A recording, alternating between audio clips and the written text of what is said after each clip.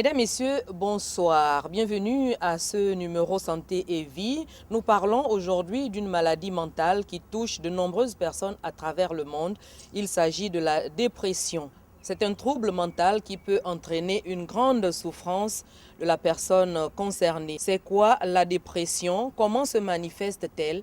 Nous nous sommes rapprochés d'un spécialiste qui nous édifie dans le reportage qui suit.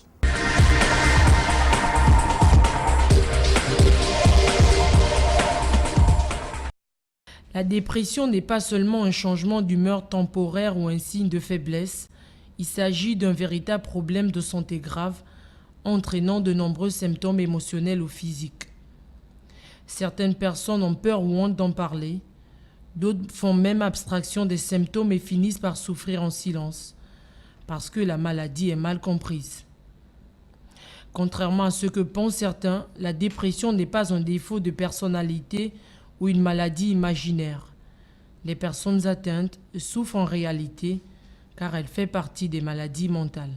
Lorsqu'on essaie de définir la maladie mentale, on voit ici un dysfonctionnement, un trouble du comportement psychique, maladie mentale, qui est différent de la santé mentale, parce que quand on attend santé mentale, c'est le bien-être relationnel. Maladie mentale, c'est dysfonctionnement. Dépression ici, étymologiquement parlant, en latin, dépression signifie dépressus, abattu ou terrassé. Donc, lorsqu'un être humain se trouve dans la dépression, il y a un désinvestissement total de sa personnalité, un dysfonctionnement de sa personnalité. Les origines de la dépression sont diverses. Elles peuvent être sociales, elles peuvent être biologiques, elles peuvent être en même temps aussi psychologiques. La dépression, selon le DSM-4, c'est-à-dire que le manuel diagnostique des troubles mentaux, la dépression a plusieurs critères. Pour qu'on puisse diagnostiquer quelqu'un de dépressif autant pour moi, il faudrait remplir plusieurs critères, au moins 4 critères, soit un désinvestissement, un désintérêt total de toutes les activités qu'on avait l'habitude de faire, un repli sur soi, manque d'activité, en fait le désintérêt total de tout ce qu'on avait l'habitude de faire. On ne veut plus faire, on ne veut plus aller danser avec les autres, on ne veut plus aller travailler, on se sent inférieur, on se sent incapable. Donc ce sont ici des critères de diagnostic de la dépression. Lorsque un individu présente ces facteurs, dont le désintérêt total, le manque de motivation, la culpabilité sur le plan intérieur, parce que physique, extérieur, c'est le désintérêt total. La personne va vous dire que je ne me retrouve plus, je ne me sens plus capable de faire certaines choses, je ne vaux rien. En fait, la personne est complètement abattue. La dépression est aujourd'hui une affection courante. Elle est classée parmi les maladies mentales les plus répandues. Les personnes qui en souffrent s'inquiètent souvent de la stigmatisation, car on les accuse d'être passées de l'autre côté. Déjà, la folie, c'est un terme, sur le plan scientifique, un peu qui est prohibé. Parce que souvent, les patients, même quand ils sont si on peut dire entre guillemets, perturbés, ils n'accepteraient pas qu'on puisse les appeler, les traiter de fous. Alors, le bon terme, c'est malade mental que de folie. Donc, il existe effectivement un lien entre la maladie mentale et la dépression. La maladie mentale, c'est la globalité. La dépression n'est qu'un point de la maladie mentale, n'est qu'un processus de la maladie mentale. C'est la même chose aussi avec les autres maladies. Le VIH aujourd'hui, quand vous essayez de vous rapprocher des gens, ils vont dire que c'est une maladie qui a été inventée par les gens pour juste décourager les amoureux. Et c'est la même chose aussi avec la dépression. Toute maladie, on dira toujours dans un premier temps que c'est pas propre au Gabon. Hein? C'est pas propre au Gabon, c'est les maladies des Blancs. Or, c'est la réalité chez nous. Il y a des gens qui souffrent vraiment de la dépression et nous le vivons au quotidien. La dépression est l'une des principales causes d'invalidité dans le monde, en famille, dans le milieu professionnel, bref, au quotidien. Certains événements peuvent nous plonger dans un état dépressif. La dépression, ça peut être dû aussi aux événements de vie, comme vous avez dit, préjudice, le décès d'un être cher, le rejet d'un être par la famille peut créer la dépression. Quand la personne va se sentir seule, abandonnée, mettre tout sur son actif, que c'est elle qui a causé soit le décès de la personne ou le comportement de la famille qui l'a repoussé, qui l'a rejeté. Et la personne va ruminer tout au long de sa vie ou de son vécu au quotidien les mêmes idées. L'hérédité est un autre facteur de la dépression. Tout à l'heure, quand j'ai défini la dépression, j'ai bien dit qu'il y avait le facteur hérédité. L'hérédité est biologique. Quand on parle d'hérédité, on parle de la génétique. Les informations que l'on reçoit de nos parents peuvent, avec le temps ou dans l'avenir, être perturbés par un choc émotionnel. Donc, il y a des gens qui naissent déjà avec ces prédispositions-là de dépression. Mais il suffit d'un événement, tragique, la mort d'un être humain, comme je dis, d'un proche, comme très proche, et la personne reste focalisée sur ça. La dépression ne peut être décelée qu'au terme d'un bilan de santé qui ne révèle rien physiquement. Vous êtes donc invité à ne pas paniquer. Consultez plutôt un psychologue. De nombreuses personnes considèrent que la dépression est une maladie qui n'existe pas chez nous. Pourtant, la santé d'un individu doit être globale, c'est-à-dire physique et mentale. Pour sortir de notre ignorance, nous nous sommes rapprochés d'un spécialiste qui nous parle de la dépression, suivant le reportage qui suit.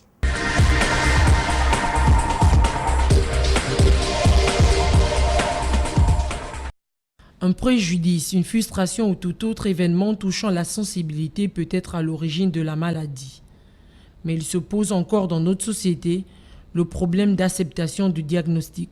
La dépression, on ne peut la diagnostiquer que lorsque les mêmes symptômes perdurent depuis 3 semaines, 1 mois ou des années.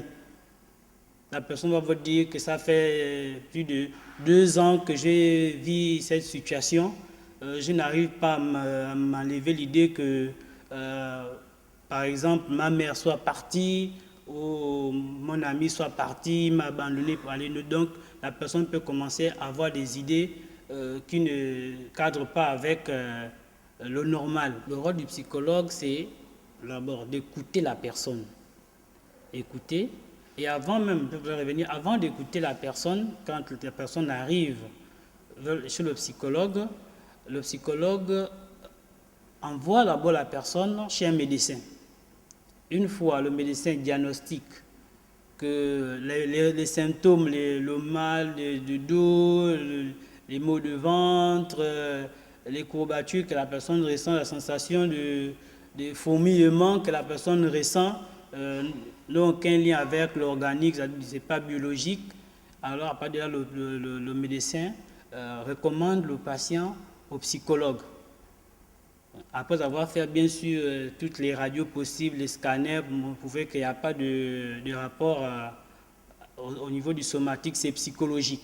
Lorsque le patient arrive avec l'aval du médecin, c'est-à-dire qu'un mot, une recommandation que j'ai reçue tel patient, mais apparemment tous les symptômes qui ressentent n'ont rien à voir avec l'organique, c'est plutôt, à mon avis, psychologique. Donc je vous recommande le patient. Donc à partir de là, on écoute le patient, on essaie d'écouter aussi les proches du patient pour essayer de voir où se trouve le problème. Et à partir de là, si le problème est au niveau de la famille, On peut faire des thérapies interpersonnelles, c'est-à-dire la thérapie familiale, où on reçoit les parents, on essaie de discuter avec les parents. Il est également important de savoir que chaque personne est touchée par des événements douloureux de manière différente.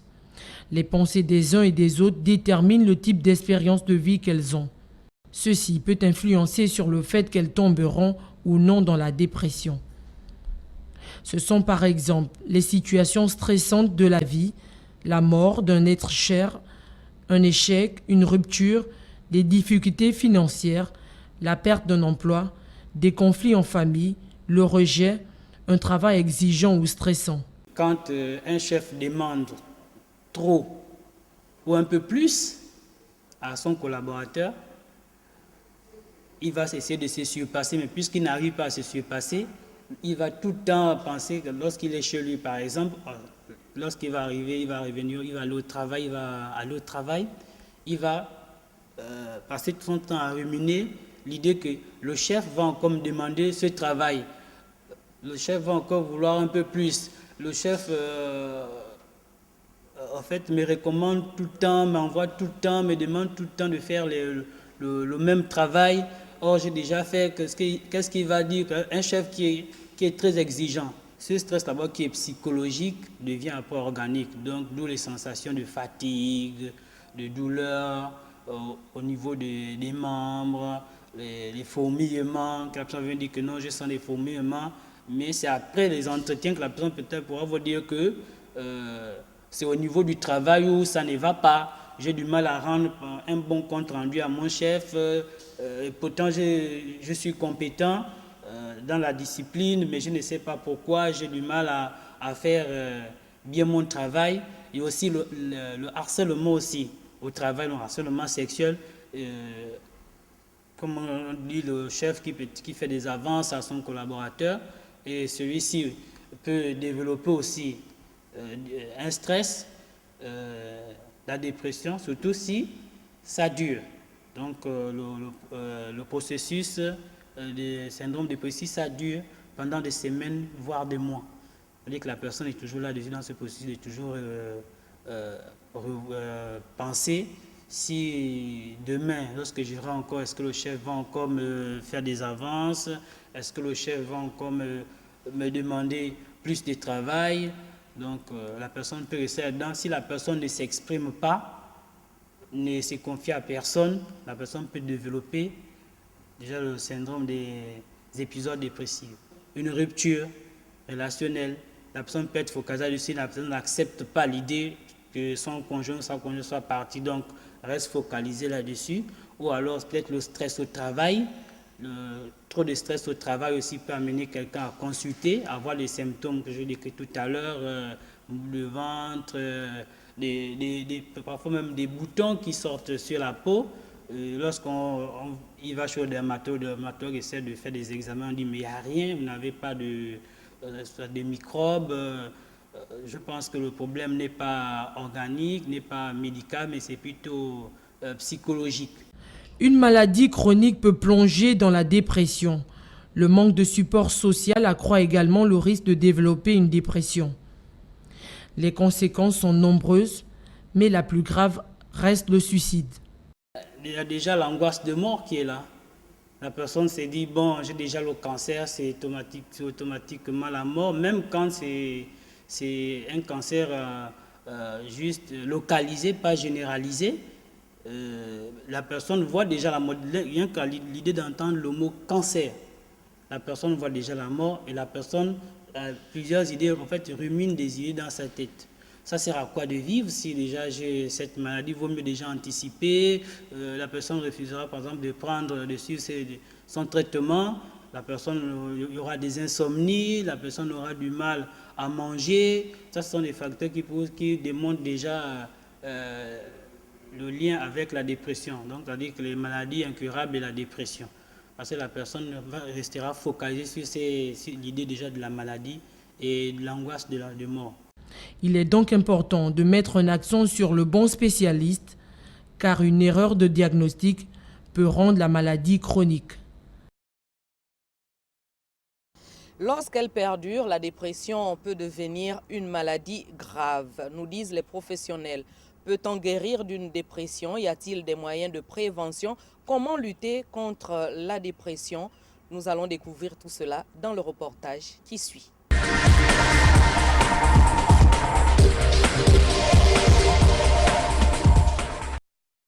Il a été prouvé que la dépression est à l'origine de certaines maladies psychosomatiques. La plupart des morts par suicide sont dues à une dépression.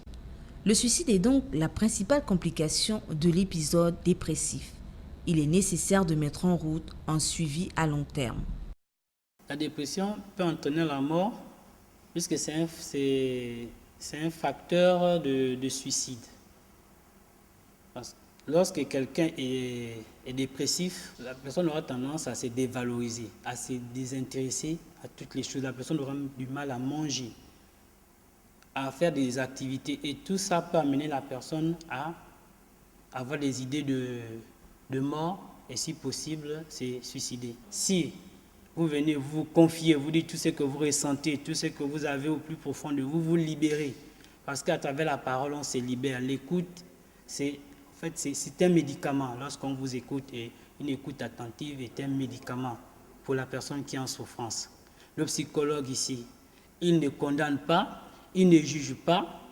La première chose, c'est son outil, c'est l'écoute. Son instrument, c'est l'écoute. Donc, il ne condamne pas, il ne juge pas. Il est quelqu'un qui est là pour écouter. Ensemble, on essaie de trouver les solutions aux problèmes. Il n'a pas déjà une solution déjà établie, il ne peut pas vous dire allez faire ceci, non. C'est ensemble par rapport aux problèmes qui vous amènent, par rapport aux différentes thématiques, les points que vous allez aborder. À travers ces points, ressortira le problème même qui vous amène chez le psychologue et puis ensemble, vous trouvez des solutions. Si la personne n'a pas pu s'ouvrir complètement, n'a pas brisé ses barrières, parce qu'en nous, il y a ce qu'on appelle les barrières externes et internes. Si la personne n'a pas brisé ses barrières externes, internes, il ne pourra pas sortir. Il y aura toujours un frein à son processus de guérison. Donc, la guérison n'est possible que si déjà la dépression est traitée à temps, c'est-à-dire dès qu'on commence à sentir déjà des sensations de désintérêt, de culpabilité, du manque de motivation, hein, le manque de sommeil, c'est-à-dire la personne ne dort pas assez, ou la personne dort peut-être 2 heures, il va dormir à 23 heures, au bout de 2 heures du matin, il n'y a plus de sommeil, il passe le temps à penser. Donc, la moindre chose, c'est de se rapprocher déjà du psychologue. Le syndrome dépressif peut accentuer les traits de la personnalité du patient et rendre le traitement plus difficile. Voilà pourquoi on recherchera la date du début des symptômes, leur évolution dans le temps, l'évaluation des capacités relationnelles du patient à travers les étapes de sa vie. Comment fait-il face au stress de la vie quotidienne, aux situations difficiles? On regarde également du côté de la souplesse de son caractère, la capacité d'entretenir des relations amicales et amoureuses à long terme. Des éléments souvent mis au second plan et de nombreux déprimés préfèrent s'enfermer. Le psychologue ne prescrit pas. Il y a déjà ce qu'on appelle l'alliance thérapeutique.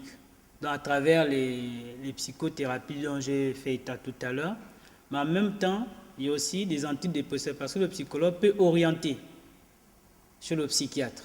Et c'est le psychiatre qui prescrit.